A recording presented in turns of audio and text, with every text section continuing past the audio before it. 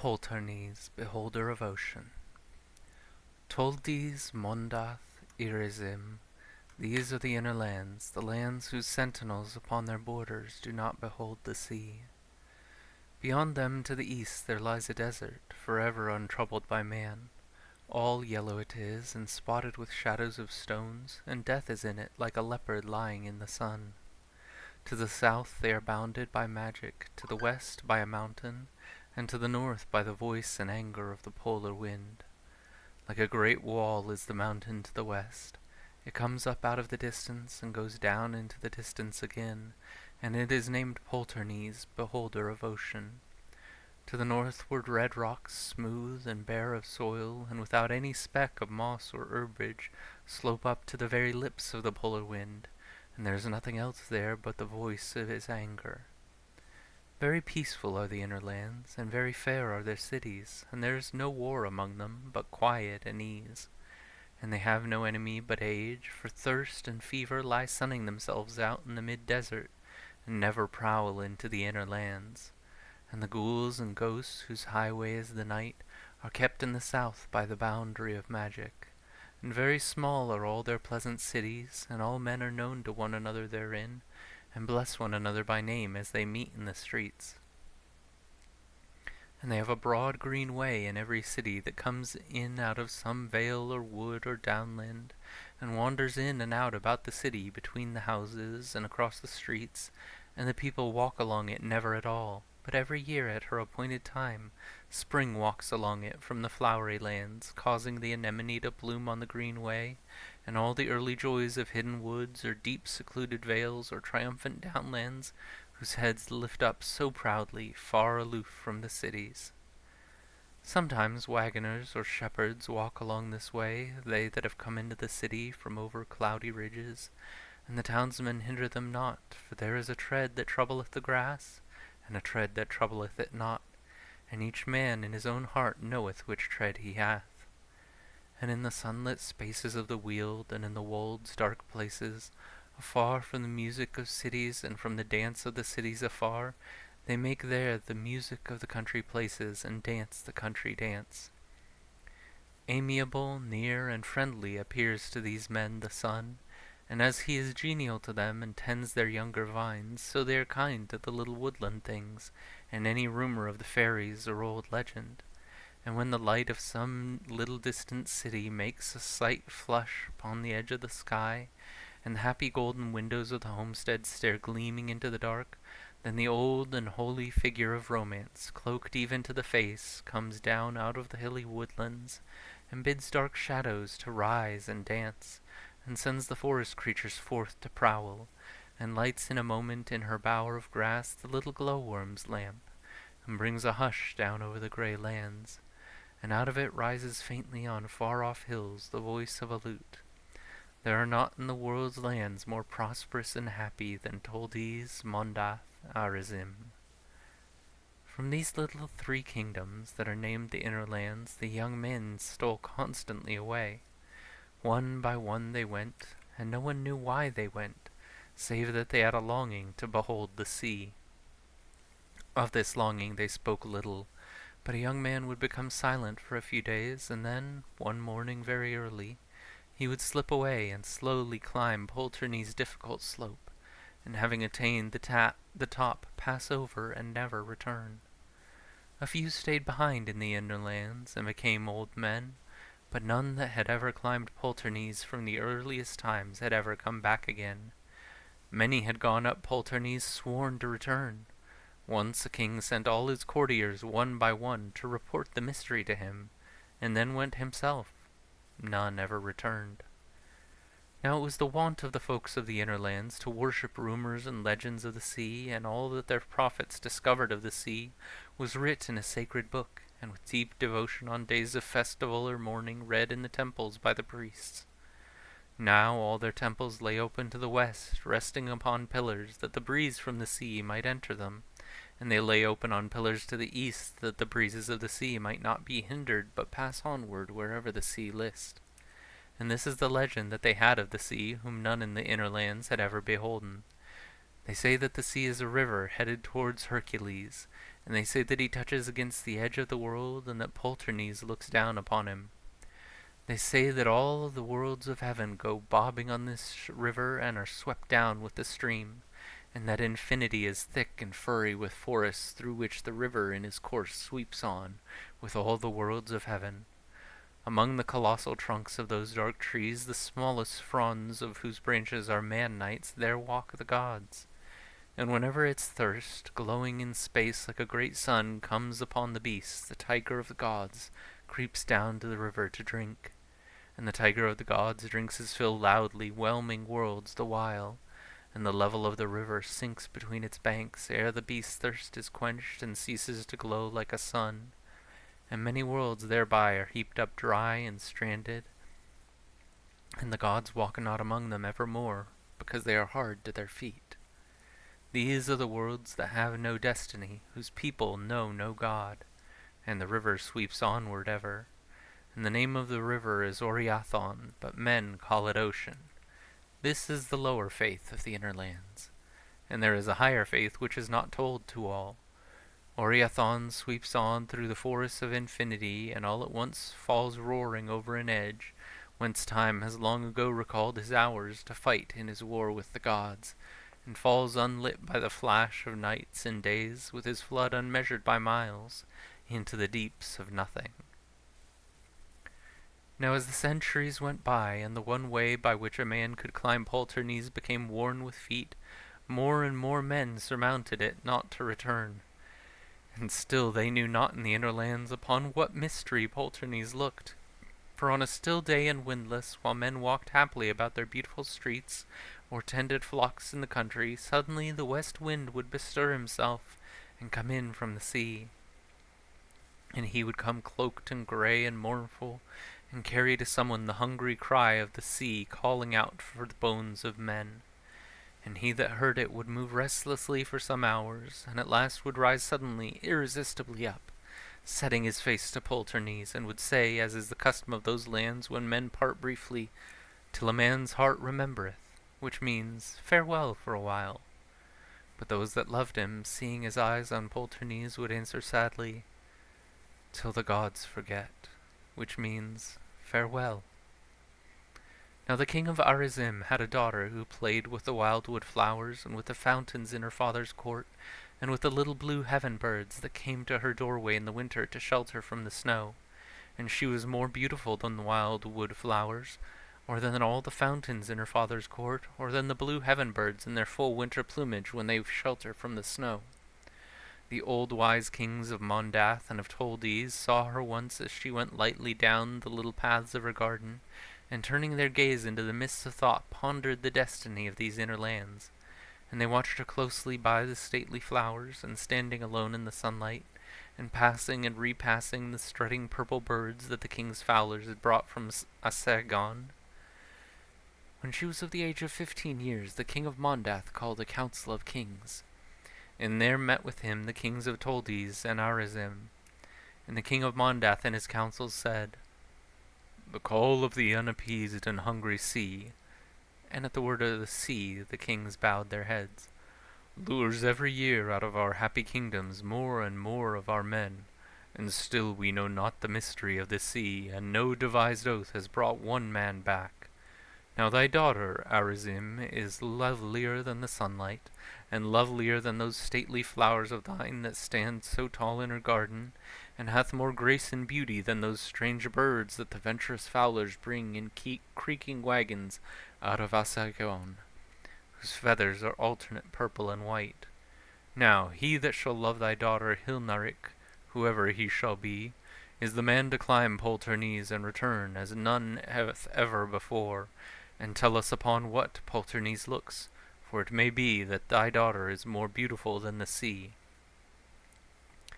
Then from his seat of council arose the king of Arizim. He said, "I fear that thou hast spoken blasphemy against the sea, and I have a dread that ill will come of it. Indeed, I had not thought she was so fair. It is such a short while ago that she was quite a small child, with her hair still unkempt, and not yet attired in the manner of princesses, and she would go up into the wild woods unattended, and come back with her robes unseemly and all torn, and would not take reproof with a humble spirit, but made grimaces, even in my marble court, all set about with fountains. Then said the king of Toltees, "Let us watch more closely, and let us see the Princess Hilnaric in the season of the orchard bloom, when the great birds go by that know the sea to rest in our inland places, and if she be more beautiful than the sunrise over our folded kingdoms when all the orchards bloom, it may be that she is more beautiful than the sea." And the king of Arizim said, "I fear that this is a terrible blasphemy, yet will I do as you have decided in council." And the season of the orchard bloom appeared. One night the king of Arizim called his daughter forth on his outer balcony of marvel, and the moon was rising huge and round and holy over dark woods, and all the fountains were singing to the night, and the moon touched the marble palace gables, and they glowed in the land.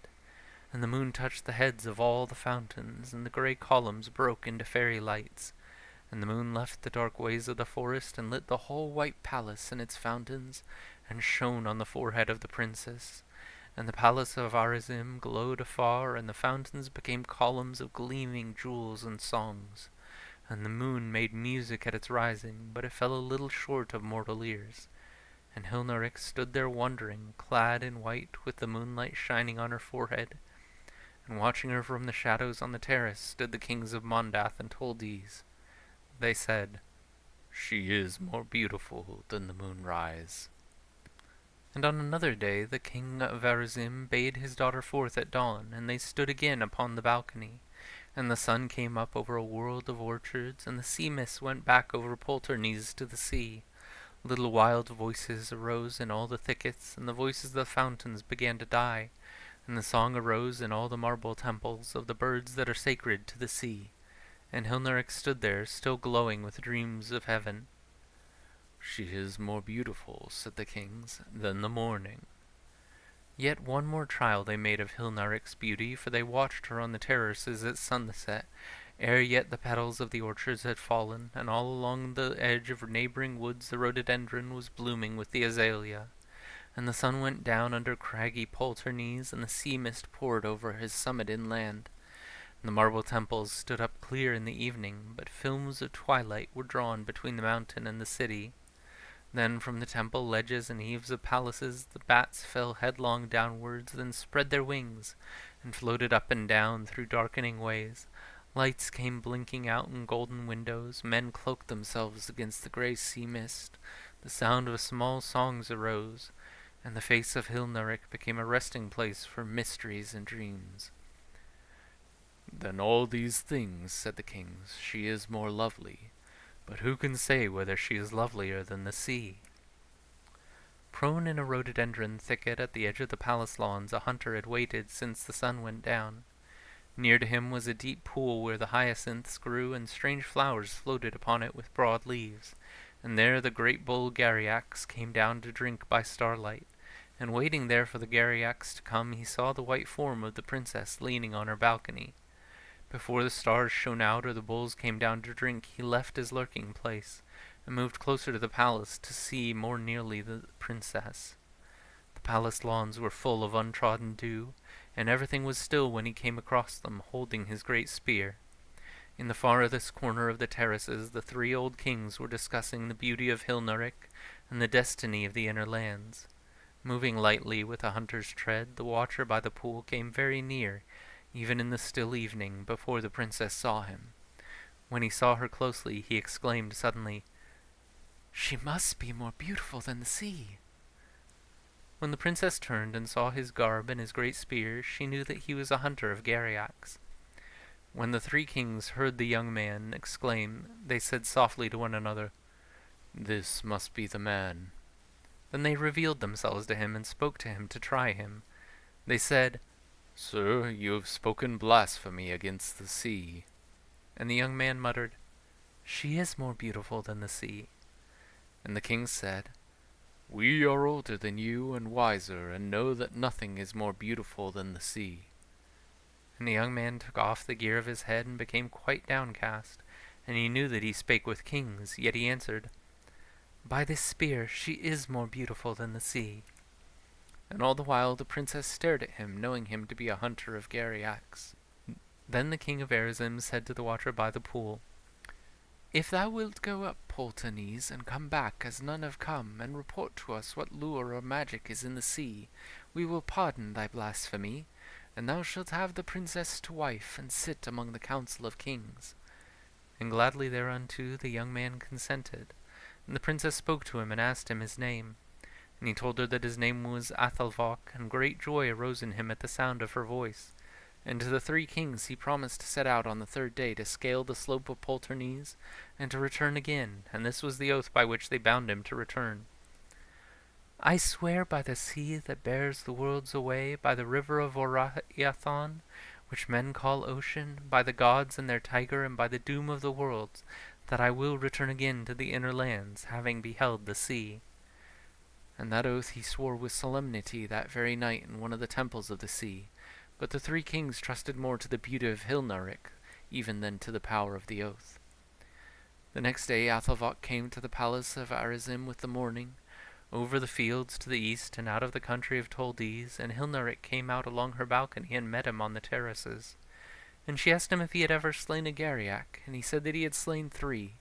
And then he told her how he had killed his first down by the pool in the wood. For he had taken his father's spear and gone down to the edge of the pool, and had lain under the azaleas there, waiting for the stars to shine, by whose first light the Garyaks go to the pools to drink.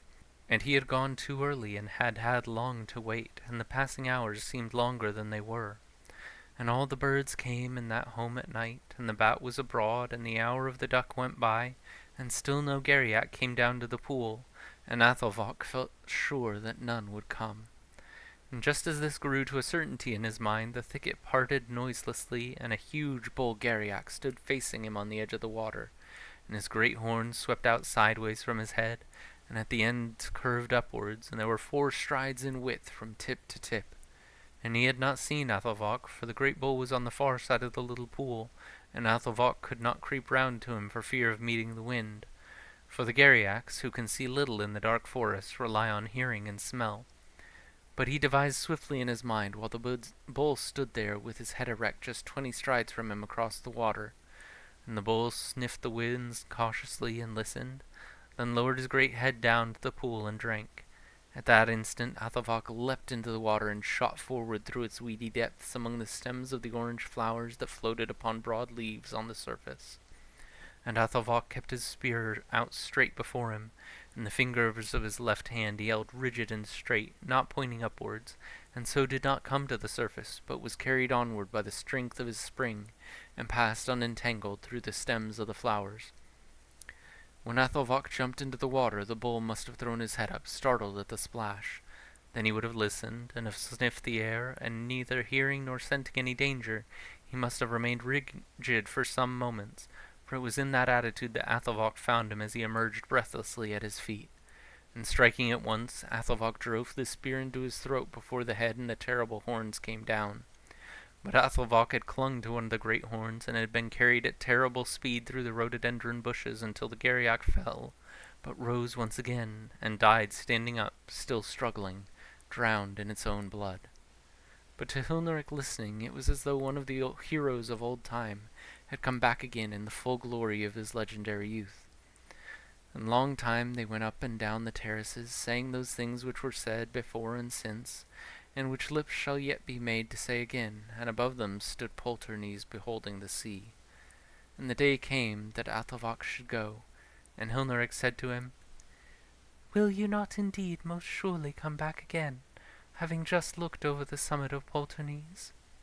Athelvok answered, "I will indeed come back, for thy voice is more beautiful than the hymn of the priests when they chant and praise the sea, and though many tributary seas ran down into Oriathon, and he and all the others poured their beauty into one pool below me, yet would I return, swearing that thou were fairer than they."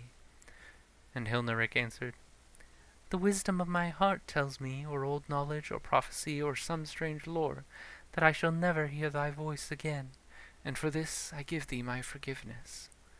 But he, repeating the oath that he had sworn, set out, looking often backwards until the slope came too steep and his face was set to the rock. It was in the morning that he started, and he climbed all the day with little rest, where every foothold was smooth with many feet. Before he reached the top, the sun disappeared from him, and darker grew the inner lands. Then he pushed on so as to see before dark whatever thing Poltarnees had to show. The dusk was deep over the inner lands, and the lights of cities twinkled through the sea mist when he came to Poltarnees' summit, and the sun before him was not yet gone from the sky. And there below him was the old wrinkled sea, smiling and murmuring song. And he nursed little ships with gleaming sails, and in his hands were old regretted wrecks, and masts all studded over with golden nails that he had rent in anger out of beautiful galleons. And the glory of the sun was among the surges as they brought driftwood out of isles of spice, tossing their golden heads. And the grey currents crept away to the south like companionless serpents that love something afar with a restless, deadly love. And the whole plain of water glittering with light sunlight, and the surges and the currents and the white sails of ships were all together like the face of a strange new god that has looked at a man for the first time at the moment of his death. And Athavok, looking on the wonderful sea, knew why it was that the dead never return. For there is something that the dead feel and know, and the living would never understand, even though the dead should come and speak to them about it. And there was the sea smiling at him, glad with the glory of the sun. And there was a haven there for homing ships, and a sunlit city stood upon its marge. And people walked about the streets of it, clad in the unimagined merchandise of far sea-bordering lands. An easy slope of loose rock went from the top of Poltarnees to the shore of the sea. For a long while Athalvok stood there regretfully, knowing that there had come something into his soul that no one in the inner lands could understand, where the thoughts of their minds had gone no further than the 3 little kingdoms. Then, looking long upon the wandering ships and the marvelous merchandise from alien lands, and the unknown color that wreathed the brows of the sea, he turned his face to the darkness and the inner lands. At that moment the sea sang a dirge at sunset for all the harm he had done in anger and all the ruin wrought on adventurous ships, and there were tears in the voice of the tyrannous sea, for he had loved the galleons that he had overwhelmed, and he called all men to him and all living things, that he might make amends, because he had loved the bones that he had strewn afar. And Athalvok turned, and set one foot upon the crumbled slope, and then another, and walked a little way to be nearer to the sea. And then a dream came upon him, and he felt that men had wronged the lovely sea, because he had been angry a little, because he had been sometimes cruel. He felt that there was trouble among the tides of the sea, because he had loved the galleons who were dead. Still he walked on, and the crumbled stones rolled with him, and just as the twilight faded and a star appeared, he came to the golden shore, and walked on till the surges were about his knees, and he heard the prayer-like blessings of the sea. Long he stood thus, while the stars came out above him, and shone again in the surges. More stars came wheeling in their courses up from the sea. Lights twinkled out through all the haven city. Lanterns were slung from the ships, and the purple night burned on, and earth, to the eyes of the gods as they sat afar, glowed as with one flame. Then Athalvok went into the haven city. There he met many who had left the inner lands before him. None of them wished to return to the people who had not seen the sea. Many of them had forgotten the 3 little kingdoms, and it was rumored that one man who had once tried to return had found the shifting, crumbled slope impossible to climb. Hilnarik never married, but her dowry was set aside to build a temple wherein men cursed the ocean. Once every year, with great solemn rite and ceremony, they curse the tides of the sea, and the moon looks in and hates them.